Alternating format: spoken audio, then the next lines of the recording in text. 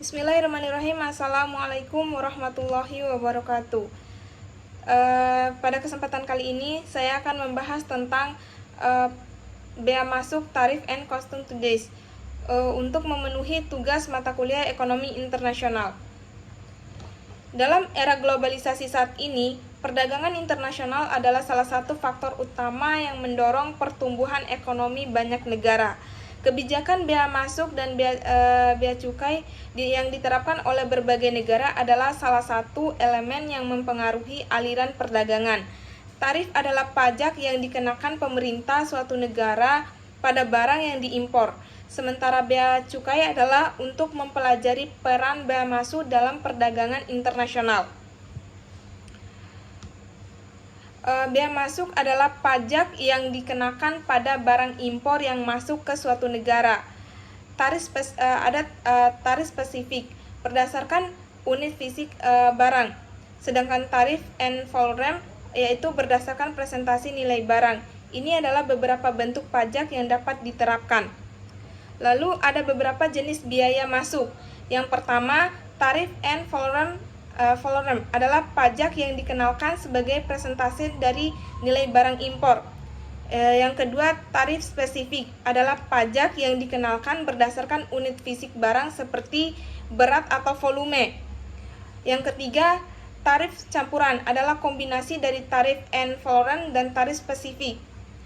Yang keempat, tarif non-tarif adalah kendala perdagangan selain tarif seperti kuota impor, subsidi, ekspor, dan standar teknis. Selanjutnya, bea masuk dan pengaruhnya terhadap perdagangan internasional. Pengaruh terhadap harga barang. Jika harga barang impor meningkat karena bea masuk, pelanggan mungkin beralih ke barang domestik atau impor dari negara dengan bea masuk yang lebih rendah. Yang kedua, perlindungan industri domestik. Bea masuk dapat membantu industri dalam negeri untuk melindungi diri dari persaingan impor yang ketat. Lalu selanjutnya, reaksi dan perang tarif. Jika suatu negara menerapkan bea masuk, negara-negara mitra dengannya dapat menanggapinya dengan cara yang sama, yang dapat menyebabkan perang tarif yang merugikan kedua belah pihak. Lalu strategi menghadapi dinamika bea masuk.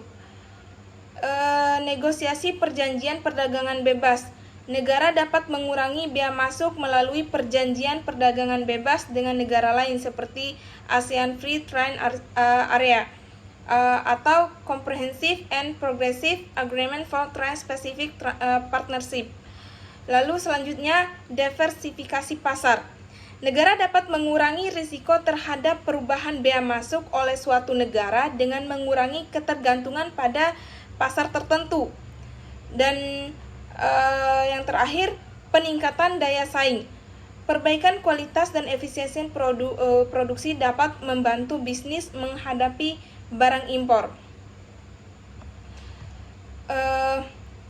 Lalu selanjutnya saya akan membahas tentang kesimpulan. Bea masuk dan cukai juga dikenal sebagai bea cukai memainkan peran penting dalam mengatur bagaimana perdagangan antara negara berjalan. Kebijakan ini tidak hanya berdampak pada harga barang, tetapi juga memperkuat industri domestik dan mencegah konflik perdagangan. Oleh karena itu, negara-negara harus mempertimbangkan strategi yang tepat untuk menghadapi dinamika bea masuk seperti negosiasi perjanjian perdagangan perdagangan bebas dan meningkatkan daya saing industri domestik. Sekian dari saya. Wassalamualaikum warahmatullahi wabarakatuh.